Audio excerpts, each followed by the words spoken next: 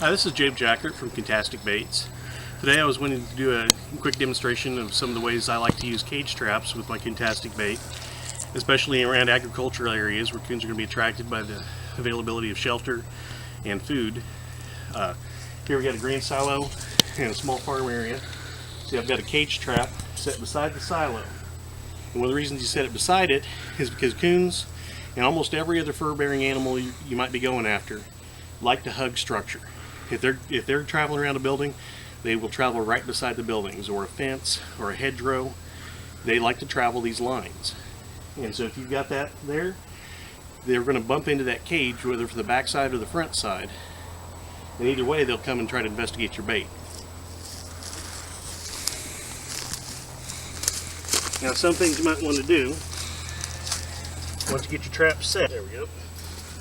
Once you get the trap set, find some, if you got them available, find some leaves or some grass, whatever you got handy from nearby, and try to spread out inside the trap somewhat. You don't have to do this every time, because not all coons are trap shy or encountered cage traps before, but there's definitely quite a few of them out there that when they start to feel that wire underneath their paws, it doesn't feel quite right to them. And so they might back off, be a little bit more hesitant, a lot more cautious getting into the trap. And what you want them to do is feel as comfortable as possible right up until the minute they hit that treadle and the door goes down behind them. I always like to try to get a tuft of grass and push it in the back here to kind of help camouflage the area around your bait. Another reason for that is it makes it where your bait isn't really readily visible to them and encourages them to hunt around for it more. And that's another reason why using a pellet style bait or baits in small pieces works really well in these traps, because the coons stick around picking up each individual piece of bait and they work it until they've either gotten all the bait or they've gotten caught. So having a big piece of bait would enable them to grab it and walk out with it without getting caught sometimes if they reach over the treadle. But these little pellets, they'll keep working until they get every last one, and a lot of times that's going to be after they've already hit the treadle and the door's down. So I like to sprinkle some of the bait to keep in the sports bottle. Like I've said in some other clips, these sports bottles have a nice wide mouth. The bait doesn't jam up in them. You can fill them up with a pellet kind of style bait, seal it up, it's mess free, keeps any smell and mess inside the bottle, and they're easy to transport, and you don't have to worry about them tearing open like a Ziploc bag. So if you can set that up, it's real easy. And another deal, gently sprinkle just a little bit of bait out of the trap leading into it. That way they get a few bites on the way in. They know they've got something good, and they're going to work to get some more of it. Now, one issue you've got on these cage traps is that if they come in behind or beside the trap, they know it's not natural. They might try to be reaching in the trap to get that bait without getting it set off. You want to prevent that.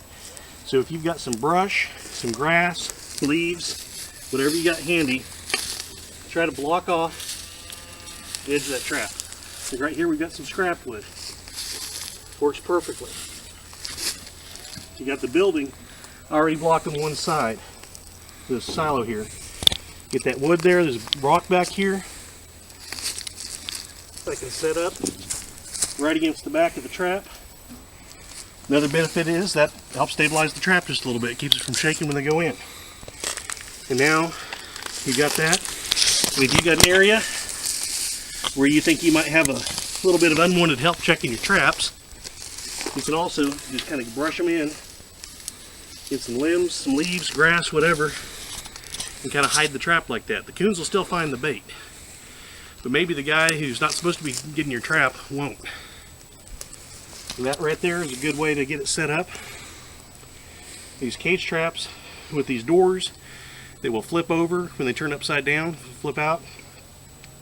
One thing about them is either try to set them next to a tree, a building, or a rock, something that will hold them steady to help keep the raccoon from rocking it back and forth to turn it over. Because if a raccoon can, if there's nothing next to him, roll that over onto its top, the door will fall down and the raccoon's gone. Now if you don't have anything close by that you can set that against, running an 18-inch stake down to where there's a few inches in the ground will usually be more than enough to keep the raccoon from turning it over. And this trap was made by a friend of mine from J&C Traps. He's provided that for this video, and I'd like to thank him for that. If you guys have any questions, please check out our website, www.coon-tasticbaits.com, or email me at coon-tasticbaits@att.net. Thank you.